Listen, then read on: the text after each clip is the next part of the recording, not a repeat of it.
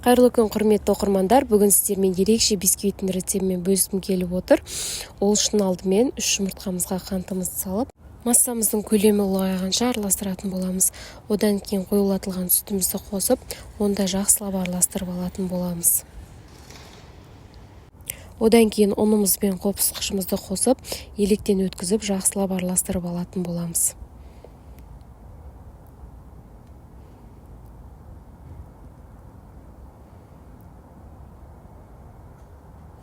Осымен біздің массамыз дайын.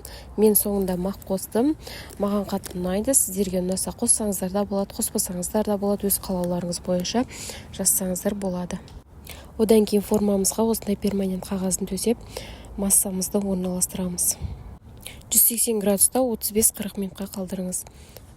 Осымен біздің пирогымыз дайын. Осындай ағаштың көмегімен ортасын тексеріп алсаңыздар болады. Өте жұмсақ, ерекше пирогымыз дайын болды. Креммен ұсынсаңыз да, ұсынбасаңыз да болады. Біздің үйдегі балалар креммен жақсы көреді, сондықтан да крем жасап салдым. Толық рецепт астына қалдыратын боламын. Егер ұнаған болса, каналға жазылып алуды ұмытпаңыз.